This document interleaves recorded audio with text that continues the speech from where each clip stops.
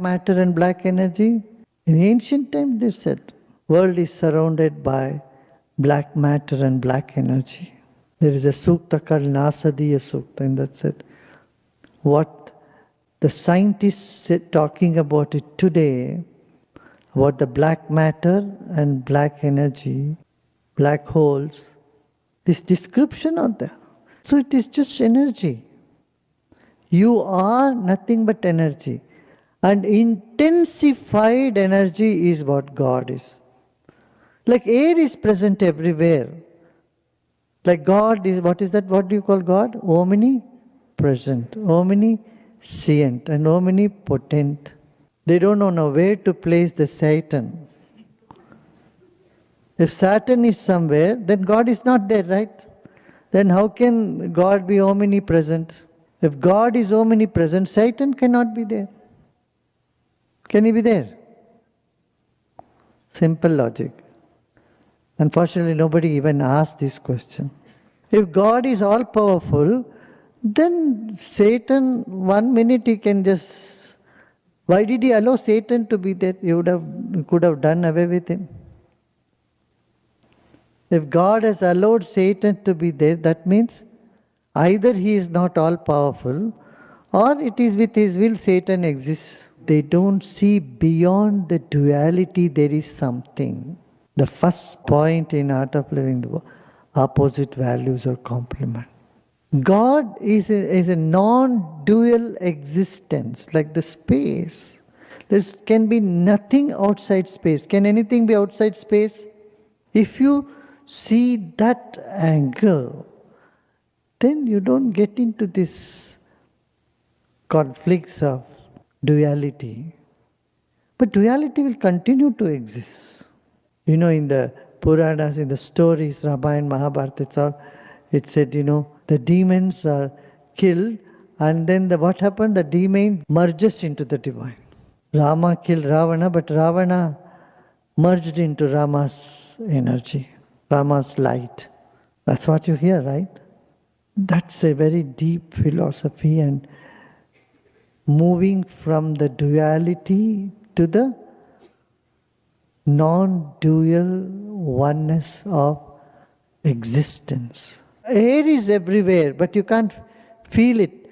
But near the fan, if you sit, you do feel the air. All these practices, satsangs, make you feel the ever-present, omnipresent, omnipotent energy. There is a word used in Sanskrit called chidghana, concentrated consciousness. Consciousness is everywhere, but I said this, Shiva is what? Chidghana. Is a intensified consciousness. Energy around you. Like you feel the blow of the wind on you. And when does it happen? When you sing your heart with all your heart. When you meditate, what you experience, the Chidghanaya Maheshaya. Chidghana, the thick energy of consciousness around. See, when you jump into water, you feel the water.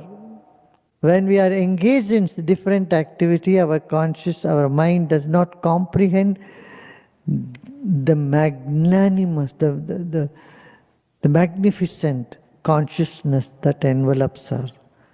But when we go subtle and subtle and subtle in meditation, you experience, wow.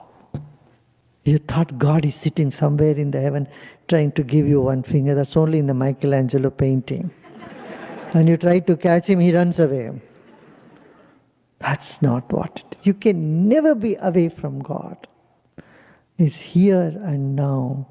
And the way to open to Him is the trust that He is there and He's taking care. And just, I belong here. Why love is so close to spirituality or divinity? You know why love? In love, your mind becomes very supple, light. In anger, your mind becomes like a rock. In hatred, your consciousness becomes so thick like a rock. Your mind becomes like a rock. Right? What is the feeling you have when you feel negative? When you are hateful, what is the feeling you feel in the body? What is the sensation? Huh? Heavy, tight, rough and thick. But in love, feel very light and you don't even feel the body. And you go to the finest aspect, and there you can find. Intellectuals do not think it's of any value, because the mind is focused on the science. When you go to the subtle, as when you feel the deep sense of love and connectivity, you feel so light and feel the nothingness.